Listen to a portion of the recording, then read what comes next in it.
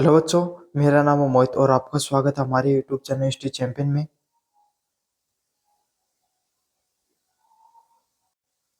आपका जो पेपर होने वाला है समाज शास्त्र का, social problem in contemporary India, Bharat में समकालीन सामाजिक समस्याएं, उससे संबंधित जितने भी महत्वपूर्ण प्रश्न है सारे सारे मैं आपको करवाने वाला हूं।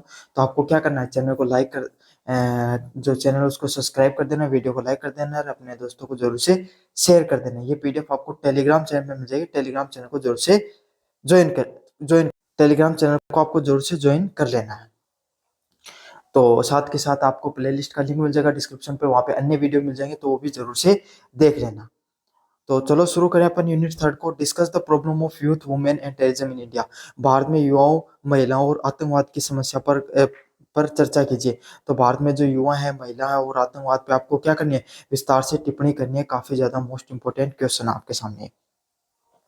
साथ के साथ अगर आप कोई भी प्रोडक्ट खरीदना चाहते हो तो यहाँ पर जो व्यू प्रोडक्ट और यहाँ पर शॉपिंग का ऑप्शन है, इस पे क्लिक करके आप कोई भी प्रोडक्ट खरीदोगे फ्लिपकार्ट या मंत्रा पे, सबसे ज्यादा डिस्काउंट आपको देखने को मिलेगा। युवाओं की समस्याओं की बात करें, पहला क्या है, बेरोजगार और कौशल की कमी। तो आज के समय हर भारत में जो सबसे ज्यादा समस्या जो देखने को मिल रही है, वो किस चीज की समस्या है? वो समस्या है बेरोजगारी की। क्यों? क्योंकि भारत में रोजगार की भारी कमी नजर आती है हमें, है ना। साथ के साथ अब कंपनियों में जाते हो तो जो बच्चे हैं जो तैयार होके जाते हैं, वहाँ उनके तो सामने समस्या है कि उनको रोजगार नहीं मिल पाता। और कंपनियों से बात करो तो वो कहते हैं कि हमें जिस क्वालिटी का, जिस स्किल के बच्चे चाहिए, वो स्किल उन बच्चों के पास है ही नहीं। तो भारत में दोहरी मापदंडों के दोहरी क्षेत्र पे खड़ा है। एक तरफ जो कंपनियां, उनको बेहतर स्किल वाले, कौशल वाले बच्चे नहीं, जो लोग नहीं मिल रहे हैं। दूसरी तरफ जो लोग हैं, जो बच्चे हैं, जो आपके सामने जो बेरोजगारी की भीड़ में खड़े हैं, उन्हें रोजगार नहीं मिल पा रहा है। उच्च शैक्षणिक डिग्री के बावजूद गुणात्मक गुणात्मक रोजगार का अभाव देखने को मिलता है। तो भारत में क्या है, लोगों के पास बहुत अच्छी अच्छी डिग्री है, बीटेक, एमटेक, पीएचडी, है ना, एमए, बीए, लेकिन वो क्या करते हैं, चपरासी के जैसे फॉर्म भी भरने के लिए मजबूर हो जाते हैं। क्यों? क्योंकि उनके पास उस लेवल की क्या क्या नहीं है, तकनीकी ज्ञान नहीं है, फिर कौशल नहीं है, तभी तो वो इतनी छोटी नौकरी करने के लिए बाध्य हो जाते हैं। वरना कोई भी व्यक्ति इतनी छोटी नौकरी क्यों ही करेगा। साथ के साथ पारंपरिक शिक्षा और आधुनिक उद्योगों की मांग के बीच में बेमेल है। क्या है, हमारी जो जो शिक्षा नीति है वो बहुत पुरानी थी, मतलब आपके सामने 2000 से भी पुरानी थी। तो वो शिक्षा नीति में बदलाव अब 2020 के अंदर किया गया है, जिसके अंदर कौशल शिक्षा को जोड़ा गया है। लेकिन ये बदलाव बहुत पहले हो जाना चाहिए था। समझ में आ गया? तो उद्योगों की आज के समय कैसी मांग है भाई, तकनीक बढ़ रही है, तकनीकी मांग देखने को मिलती है। वहीं जो पारंपरिक शिक्षा है, पुरानी शिक्षा है, उसमें तकनीक का कोई भी जो आपका लेना देना नहीं है। वहाँ पर सिर्फ बच्चों को रटने के ऊपर ज्यादा जोर दिया गया, बच्चों को नंबर ज्यादा लाने पर, बच्चों को प्रतिशत ज्यादा लाने पर जोर दिया, बल्कि वास्तविक पढ़ाई का कोई भी लेना देना वहां पर नहीं था। समझ में आ गया? तो इसलिए बच्चों में जो बेरोजगार और कौशल की आपके सामने भारी कमी देखने को मिलती है। अगला है मानसिक स्वास्थ्य संकट। साथ के साथ एक चीज देखने को मिलती है, जैसे बच्चा आपके सामने 10th में होता है, 12th में होता है, उसके सामने एक तो जो प्रतिशत लाने की परफॉर्मेंस, जो आपके सामने प्रेशर हमेशा देखने को मिलता है कि वो अच्छा परफॉर्म करे स्कूल के अंदर, कॉलेज के अंदर, है ना। वो उस चीज का प्रेशर देखने को मिला, अच्छा प्रतिशत लाएगा तो सामाजिक प्रतिष्ठा मिलती है, अच्छी जॉब लगेगा, इस प्रकार के जो बच्चों पर दबाव रहता है। साथ के साथ बच्चों पर एक समस्या सिर्फ यही नहीं है, उसके अलावा ये भी है कि उसके बाद में जब वो आईआईटी के लिए डाल देंगे, नीट के लिए डाल देंगे, या फिर और कोई कंपटीशन की तैयारी छोटी उम्र से ही करवाना शुरू कर देते हैं बच्चों को। तो बच्चों में क्या देखने को मिलता है आपको, शैक्षणिक दबाव देखने को मिलता है, कैरियर अनिश्चितता।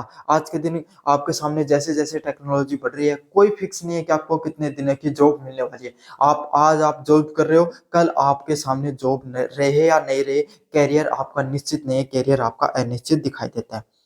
साथ के साथ सामाजिक परिवर्तनों के कारण अवसाद व आत्महत्या की जो दर है उसमें वृद्धि हो रही है। तो आप आज के समय देख सकते हो, काफी बार आप न्यूज़पेपर में इस चीज को पढ़ते हो कि बच्चे ने की हॉस्टल में आत्महत्या, फांसी लगाकर या फिर अन्य कोई कारणों से।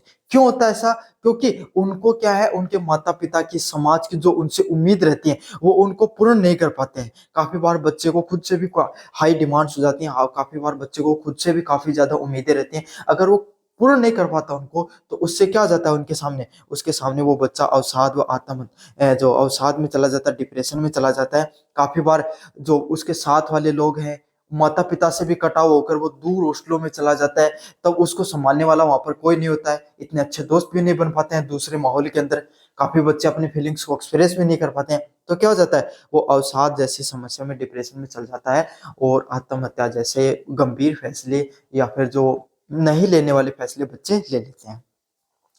नशाखोरी, हताशा और खालीपन से भरने के लिए मादक पदार्थों को प्रयोग करते हैं। तो काफ़ी बार बच्चों पे जो परफॉर्मेंस का जो प्रेशर आता है कि भई हमें अच्छा परफॉर्म करना है, अच्छे नंबर लाने हैं, तो इस चीज़ से बच्चा क्या है, आपके सामने अवसाद जैसी समस्याओं का सामना करता है। तो काफ़ी बच्चे इस चीज़ को क्या करते हैं, शॉर्टकट अपनाते हैं, कैसे भी इस टेंशन से दूर हमें छुटकारा मिले। तो इस छुटकारा पाने के चक्कर में क्या करने लग जाते हैं, नशे की तरफ बढ़ जाते हैं, नशे की तरफ अपना कदम बढ़ा लेते हैं। तो इससे क्या हो जाता है, अपना जो जीवन है, ताकि नशे में कोई भाई बच्चे को वो चीज़ फ़ील नहीं होती इतनी ज़्यादा। इसलिए क्या करता है, पहले तो शुरुआत में उसके कुछ दोस्त ऐसे बनते हैं या फिर वो खुद से भी नशा करना शुरू कर जाता है। तो इससे क्या हो जाता है, आपके सामने डिप्रेशन की से और खालीपन से दूर करने के लिए वो मादक पदार्थ हो गए, नशे का सेवन करना लग जाता है और पता ही नहीं चलता है कब वो नशा उसके जीवन में उतर जाता है और कब वो उसके जीवन का भिन्न हिस्सा बन जाता है। महिलाओं की समस्याओं की बात करें, लैंगिक भेदभाव और हिंसा।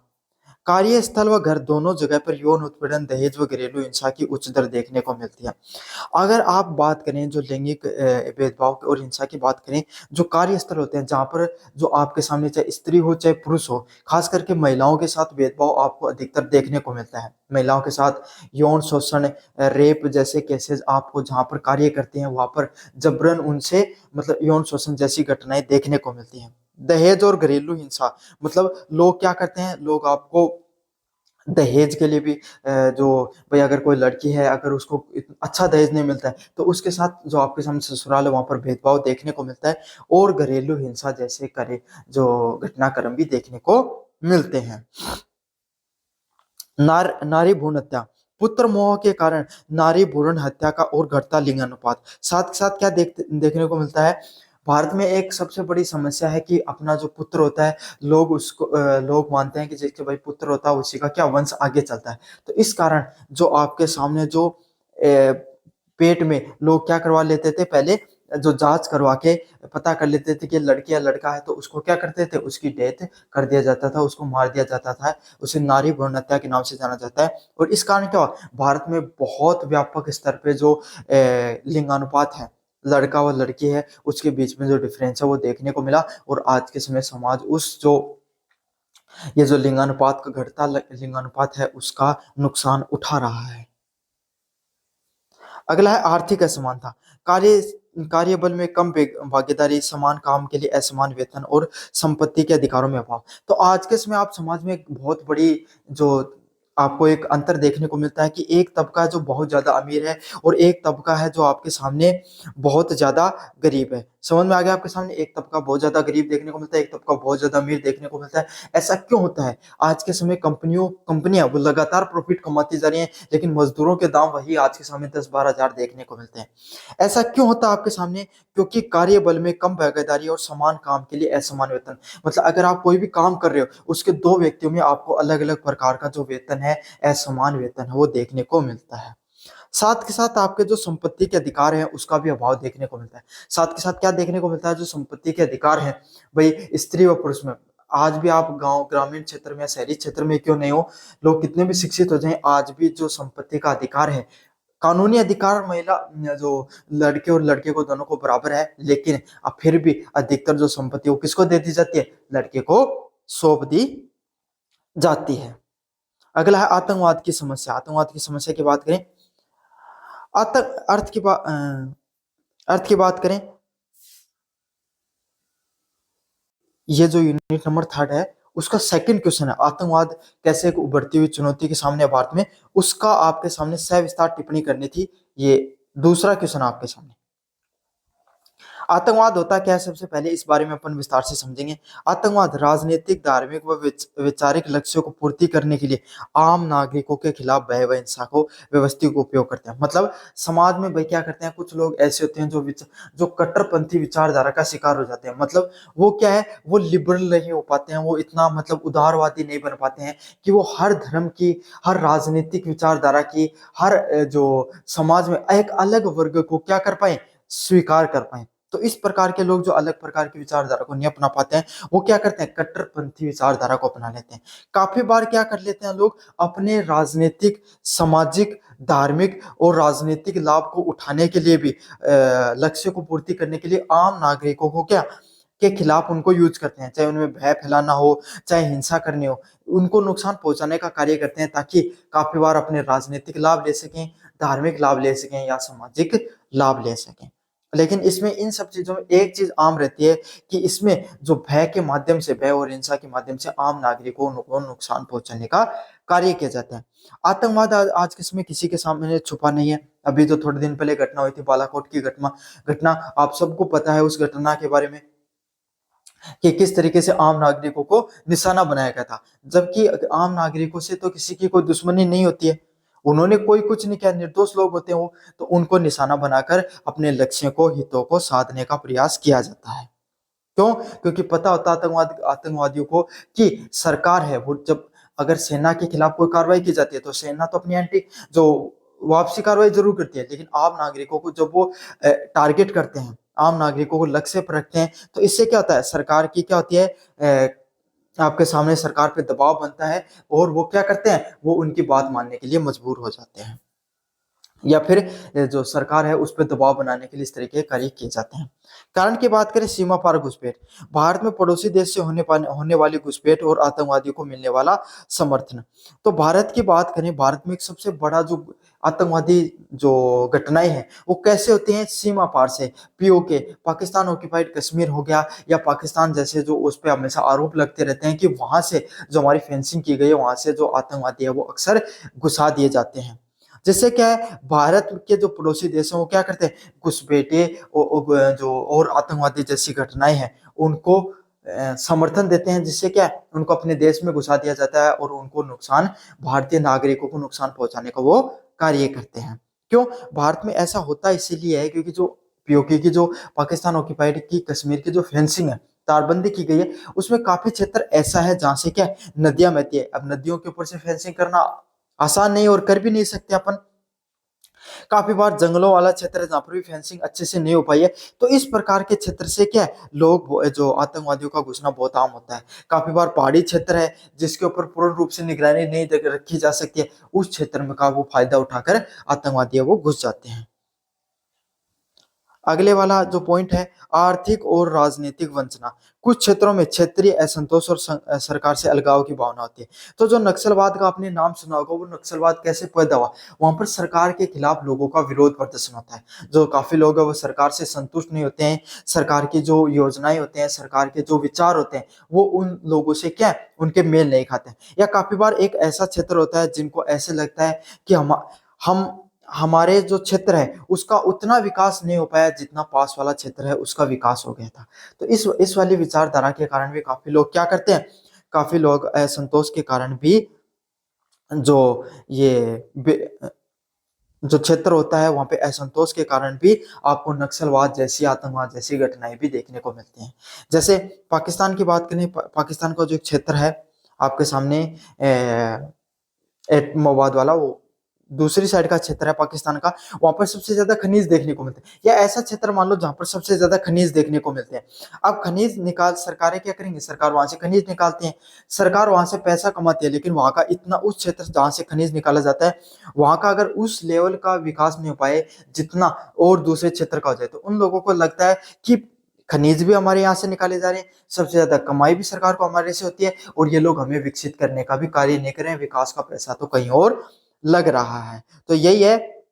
इसी तरीके से क्या होता है, कुछ क्षेत्रों में असंतोष और सरकार में अलगाव की भावना देखने को मिलती है। कट्टरपंथियों की विचारधारा, धार्मिक और वैचारिक अतिवाद जो युवाओं को हिंसा की तरफ प्रेरित करते हैं।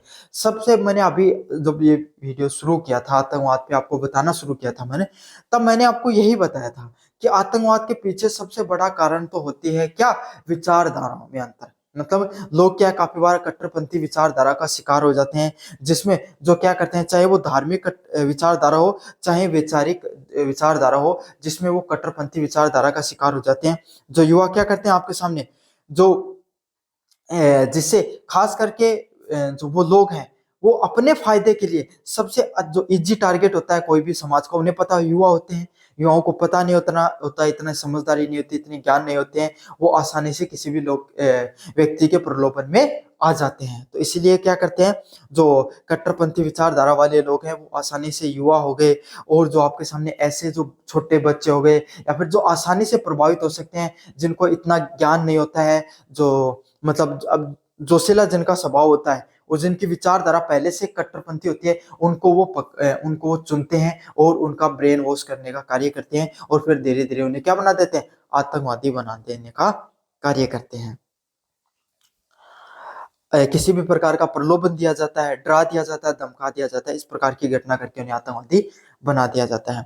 आतंकवाद न केवल जान-माल की हानि करता है, तो आतंकवाद कहीं भी हो, आतंकवादियों का पहला काम यही होता है कि कैसे भी करके सरकार के सामने चुनौतियाँ पेश की जा सके, ताकि वो क्या हो सके, आपके सामने सरेंडर कर सके, वो आपके सामने जान-माल की हानि की जा सके। बल्कि यह आर्थिक विकास को भी बाधित करता है। साथ ही साथ इसमें क्या घटनाक्रम देखने को मिलता है कि आर्थिक विकास को भी बाधित करने का कार्य करता है। तो इन सब घटनाओं से क्या होता है, आपके सामने आर्थिक विकास है, जिस लेवल का विकास होना चाहिए वो विकास भी नहीं हो पाता है। साथ के साथ सामाजिक तनाव भी पैदा होता है, और इस सब घटनाक्रमों से क्या होता है, समाज में तनाव भी पैदा देखने को मिलता है। भाई एक धर्म के लोग हैं, है ना, वो मान लो कि आतंकवादी घटना करती है, तो दूसरे धर्म के लोग क्या है, भाई वहाँ के जो आम नागरिक हैं उस धर्म के, उनके प्रति भी उनकी विचारधारा कैसी हो जाती है कि ये भी ऐसे होंगे, इनकी भी ऐसी विचारधारा, ये भी उस धर्म के लोग हैं, तो समाज के लोग हैं या फिर और कुछ चीज के लोग मान लो, तो उनके प्रति उनमें क्या हो जाती है, एक घृणा की भावना पैदा हो जाती है, और समाज में सामाजिक तनाव देखने को मिलता है। और अंतर्राष्ट्रीय स्तर पे जो देश की छवि उसको नुकसान पहुंचता है। साथ के साथ पूरी दुनिया के सामने इस प्रकार की छवि जाती है कि वो देश है, वो अभी तक इतना सक्षम नहीं हो पाया है कि वो अपने देश के नागरिकों की क्या अच्छे से जो सुरक्षा है वो प्रदान कर सके। तो इससे पूरे देश की जो छवि है उसको भी नुकसान पहुंचता है। पूरा देश है वो इस चीज से, इस प्रकार की घटनाओं से डर और भय उसके अंदर व्याप्त हो जाता है। अब बालाकोट की जो जो आपके सामने घटना हुई थी, उस प्रकार की जो घटनाएं हो जाती हैं हमारे समाज में, तो इससे क्या हो जाता है आपके सामने, तो जो लोग हैं वो डर जाते हैं। अब वहाँ का जो कश्मीर है, अब वहाँ का टूरिज्म है, पर्यटन, वो बहुत समय बाद में बहुत अच्छा चलना शुरू हुआ था, धीरे धीरे लोगों को विश्वास होना शुरू हो गया था। लेकिन अब क्या हो गया, अब लोगों को विश्वास धीरे धीरे उस घटना के बाद में गिर गया है। लोग अब धीरे, जो टूरिज्म है वहाँ पर इतना नहीं करने जाएंगे जितना वो पहले करने जाया करते थे। तो इस प्रकार की जो घटनाएं हैं वो आपको ना तो समाज के लिए अच्छी होती हैं, ना देश के लिए अच्छी होती हैं। तो आपके सामने दो इंपॉर्टेंट क्वेश्चन थे। एक तो भारत के युवा और महिला में आतंकवाद की समस्या पे अपने विस्तार से टिप्पणी करी। धन्यवाद।